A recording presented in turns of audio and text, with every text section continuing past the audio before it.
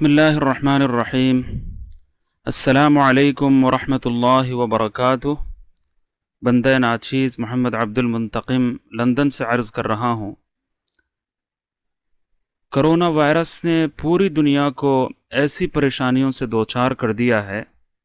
کہ ماضی میں شاید اتنے بڑے پیمانے پر کسی مصیبت کی نظیر ہمیں ڈھونڈنے سے نہ ملے۔ اس وقت کرونا کی لپیٹ میں پوری دنیا آ چکی ہے اور اس کا کوئی علاج ابھی تک دریافت نہیں ہو سکا۔ اب وہ عالمگیر تجربے نے یہ ثابت کیا ہے کہ من حیث القوم گوشہ تنہائی اختیار کرنے میں ہی اس وبائی مرض سے حفاظت کا راز بڑی حد تک پوشیدہ ہے۔ حالات نے یہ واضح کر دیا کہ اس پر کنٹرول کے لیے اختلاط سے بچنے کی ہر شکل کو یقینی بنانا، بلکہ پابندی سے اختلاط سے بچنے کی ہر شکل کو اختیار کرنا بہت ہی ضروری ہے۔ ایک کافی دنوں تک تحقیق اور لمبی تفتیش سے یہ معلوم ہوا ہے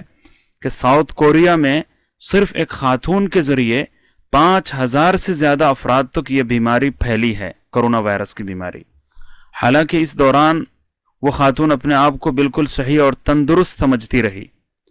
اس وقت اٹلی اور اسپین میں انتہائی کربناک صورتحال کا سامنا ہے، چاروں طرف سناٹا چھایا ہوا ہے۔ وہاں کوارنٹین میں محصور اور محبوس لوگ اہل پاکستان اور بر صغیر کے لوگوں کو اللہ کا واسطہ دے کر یہ پیغام دے رہے ہیں کہ اللہ کے لیے اس بیماری اور وبا کے پھیلاؤ کو آپ لوگ سیریسلی لیں۔ اٹلی اور فرانس میں رہنے والے لوگوں کا کہنا یہ ہے کہ ہماری غلطی یہ تھی کہ شروع میں ہم نے اس کو مذاق کے طور پر لیا تھا،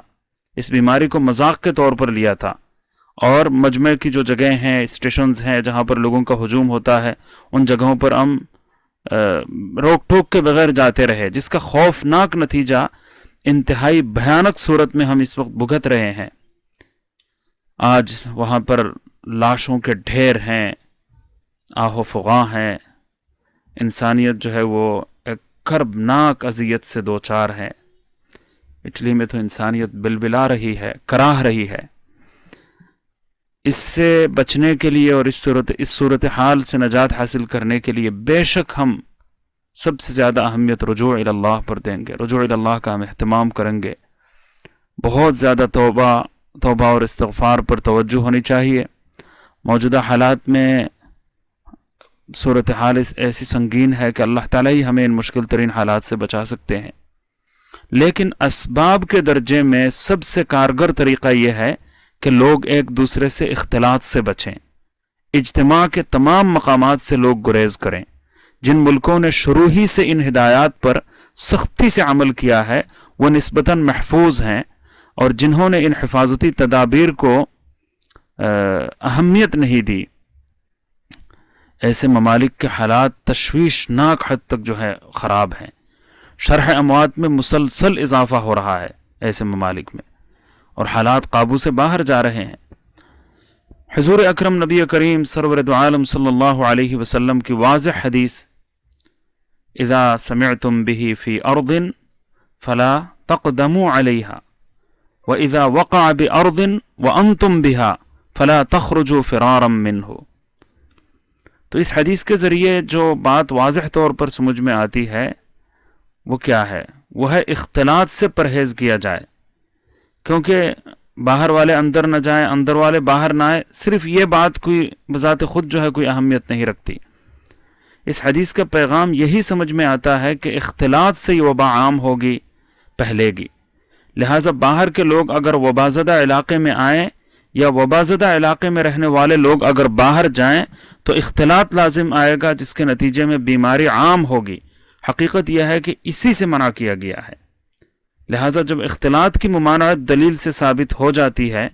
تو اختلاط اور اجتماع کی ہر اس شکل سے گریز کرنا اور اجتناب برتنا لازمی ہوگا، ضروری ہوگا، جس سے بیماری کے پھیلنے کا اندیشہ موجود ہو۔ ابو داؤد شریف میں حضرت جابر رضی اللہ تعالی عنہ سے ایک روایت ہے کہ ایک سفر کے دوران ایک صحابی کے سر پر چوٹ لگ گئی تھی،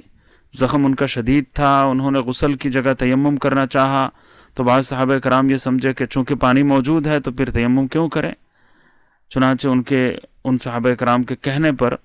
زخمی جو صحابی تھے انہوں نے غسل کر لیا اور زخم کے اندر پانی داخل ہوا اور اس کے نتیجے میں ان کا انتقال ہو گیا۔ بعد میں جب حضور اکرم نبی کریم صلی اللہ علیہ وسلم سے اس حادثے کا ذکر کیا گیا تو آپ صلی اللہ علیہ وسلم نے فرمایا کہ ان لوگوں نے انہیں قتل کر دیا، اللہ انہیں برباد کرے۔ اس حدیث سے معلوم ہوا کہ عزیمت پر عمل کے نتیجے میں، یہ ذرا غور طلب بات ہے، اس حدیث سے جو بات معلوم ہوتی ہے وہ یہ ہے کہ عزیمت پر عمل کے نتیجے میں جان کا خطرہ اگر ہو، جان چلے جانے کا اندیشہ اگر ہو، تو ایسے میں عزیمت پر عمل کرنا درست نہیں ہے، صحیح نہیں ہے۔ تو کرونا کا سب سے خطرناک پہلو یہ ہے کہ اس کے اثرات فوراً ظاہر ہونا شروع نہیں ہوتے، شروع میں پتہ نہیں چلتا، 14 دنوں تک اور کبھی 4 ہفتوں تک بیماری کے بارے میں کچھ پتہ نہیں چلتا، اور اس دوران کورونا وائرس زدہ شخص اپنے آپ کو بالکل صحیح تندرست سمجھتا ہے، حالانکہ اس کے ذریعے بیماری پھیلتی چلی جا رہی ہوتی ہے۔ ان پہلوؤں کے پیش نظر اور ان زمینی حقائق کے تناظر میں مجھ ناچیز کی طالب علمانہ رائے یہ ہے، اور یہ رائے میں حضرات علماء کرام کی بارگاہ میں ان کی خدمت میں پیش کرنا چاہوں گا، کوئی فتوے کے طور پر اس رائے کو نہ لیا جائے، بلکہ انتہائی ناقص طالب علمانہ رائے ہے، اور ایک ادنا سے طالب علم کی رائے ہے کہ اگر بحالات موجودہ عام طور پر تمام لوگوں کے لیے مسجدیں بند نہیں کی جائیں گی تو بہت سے بوڑھے افراد ہیں، معمر افراد ہیں، بیمار لوگ ہیں جو مسجدوں میں آتے رہیں گے، ان کی آمد کو روکنا آسان نہیں ہوتا، وہ اپنے آپ کو روکتے نہیں ہیں۔ حقیقت یہ ہے کہ بہت سارے بزرگ سن رسیدہ افراد ایسے ہیں جو کسی کے منع کرنے کو ماننے کے لیے تیار نہیں ہوتے، چونکہ عرصے تک اس بیماری کا شبہ بھی بہت سوں کو نہیں ہوتا، پتہ بھی نہیں چلتا اور شبہ تک نہیں گزرتا، تو ایسے افراد کو پھر کون روکے گا اور کیسے ایسے افراد کو روکا جائے گا؟ عملاً بیماری اور اس وائرس کے جو متاثرہ افراد ہیں ان کو مسجد کے آنے سے روکنے کا کوئی مؤثر نظام موجود نہیں ہے، کوئی مشینری وغیرہ تو ہمارے ملکوں کے پاس نہیں ہے، بڑے بڑے ملکوں کے پاس بھی ایسی مشینیں بہت کم ہیں، تو اچھا جائے کہ ہر مسجد کے پاس ہو اور ہر نماز کے لیے وہ اس کا استعمال کر سکیں۔ تو چونکہ روکنے کا، عام لوگوں کو روکنے کا مؤثر انتظام کوئی نہیں، اور علامت بھی شروع میں ظاہر نہیں ہوتی، ہفتوں تک جو ہے وہ علامت نمایاں نہیں ہوتی، تو اس لیے دانش مندی کا تقاضا یہ معلوم ہوتا ہے کہ بڑے پیمانے پر انسانی جانیں تلف ہونے سے بچانے کے لیے، جانیں بچانے کے لیے بحالات موجودہ عارضی طور پر گھروں میں نماز پڑھنے کی تاکید کی جائے۔ برطانیہ میں مسلمانوں کی تعداد 2.5 سے 3% ہوگی، لیکن کرونا سے متاثرین میں جو اعداد و شمار ہمیں معلوم ہو رہا ہے، اب پتہ چل رہا ہے کہ 25% مسلمان ہیں، تو مسلمانوں کی تعداد بھی تو کرونا وائرس کے سلسلے میں 3% ہونی چاہیے تھی زیادہ سے زیادہ، تو 3% ہونے کے بجائے ٹوٹل جو متاثرین ہیں ان میں 25% مسلمان کیوں ہیں؟ اس کی بڑی وجہ ماہرین یہ بتاتے ہیں کہ وہ اختلاط سے بچتے نہیں ہیں، اختلاط سے نہ بچنا اس کی وجہ ہے، مسجدوں میں جاتے ہیں، جمع ہوتے ہیں مختلف مقامات پر، تو اختلاط سے نہ بچنا، اجتماع سے نہ بچنا، اور ہمارے بہت سارے کام اجتماعی انداز میں ہوتے ہیں۔ عہد رسالت میں بارش کی تکالیف سے بچانے کے لیے گھروں پر نماز پڑھنے کی رخصت دی گئی ہے، تو اس سلسلے میں اور بھی بہت ساری باتیں کہی جاتی ہیں۔ ایک یہ بات کہی جاتی ہے کہ تاریخ اسلام میں مختلف موقع پر وبائی امراض پھیلے لیکن عام طور پر مسجدیں بند نہیں کی گئیں۔ ایک بات اور کہی جاتی ہے کہ جنگ کے دوران بھی باجماعت نماز سے رخصت نہیں دی گئی، تو اس لیے صرف مریضوں کو منع کیا جا سکتا ہے، لیکن موہوم اندیشوں کی بنیاد پر تندرست افراد کو ہم کیسے مسجدوں سے منع کر سکتے ہیں؟ اور یہ بات بھی بہت سارے علماء کرام ارشاد فرماتے ہیں کہ وَمَنْ أَظْلَمُ مِمَّنْ مَنَعَ مَسَاجِدَ اللَّهِ أَنْ يُذْكَرَ فِيهَا اسْمُهُ وَسَعَى فِي خَرَابِهَا۔ اس آیت کریمہ میں جو وعید بیان کی گئی ہے لوگوں کو مسجدوں سے روکنا تو اس وعید میں داخل ہو جائے گا۔ تو ان اعتراضات کے بارے میں جو اٹھائے جاتے ہیں، جو سوالات کیے جاتے ہیں، ان کے بارے میں ہماری گزارش یہ ہے کہ ماضی میں بیک وقت پوری دنیا میں شاید ہی کوئی ایسی سنگین صورتحال پیش آئی ہو، پھر بیماری اور بیمار کی کوئی نہ کوئی علامت موجود بھی رہی ہوگی. جس کو کولیرا کی بیماری ہے تو وہ دست آنا، یہ بہت ساری علامتیں جو ہے وہ موجود رہی ہوگی، جس سے صحت مند اور بیمار کے درمیان فرق کرنا جو ہے وہ آسان بھی رہا ہوگا. جبکہ کرونا کا پتہ نہیں چلتا، شروع میں عرصہ دراز تک پتہ نہیں چلتا. پھر دوسری بات یہ ہے کہ بیماری کے پھیلاؤ کا جو خطرہ ہے وہ اتنا شدید خطرہ ماضی میں فقہاء کرام نے محسوس نہیں کیا ہوگا. پھیلاؤ کا اتنا زیادہ خطرہ شاید محسوس نہیں کیا ہوگا. اس وقت عالمی سطح پر پوری دنیا کے تجربات نے خطرے کی جو نوعیت ہے اور جو سنگینی ہے، سنگین نوعیت کو واضح کر دیا ہے تجربات نے، مشاہدات نے.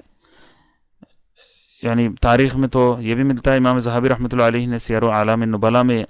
ایک وبا کا ذکر کیا ہے کہ مصر اور اندلس میں ایسی وبا بھی پھیلی ہے کہ جس کی کوئی مثال نہیں ملتی، اور مسجدیں بند پڑی تھیں اور کوئی نماز پڑھنے والا نہ رہا تھا. ایسی کیفیت بھی ہوئی ہے. تو پھر یہ بات جو کہی جاتی ہے کہ جنگ کی حالت میں جماعت سے رخصت نہیں دی گئی، تو وہ وہاں پر تو دشمنوں کا خطرہ علت ہے. اس کی دلیل یہ ہے کہ تو جنگ کی بنیاد پر نماز کا طریقہ تبدیل کیا جاتا ہے. سامنے والے صف میں لوگ جو ہے اگر سجدے میں ہوں تو پھر پیچھے والے کھڑے رہتے ہیں. تو اس سے اندازہ یہ ہوتا ہے کہ جنگ کے مطابق، جنگ کی بنیاد پر جو ہے وہ طریقہ تبدیل کیا جاتا ہے. تو لیکن یہاں کرونا میں تو اجتماع اور اختلاط ہی بذات خود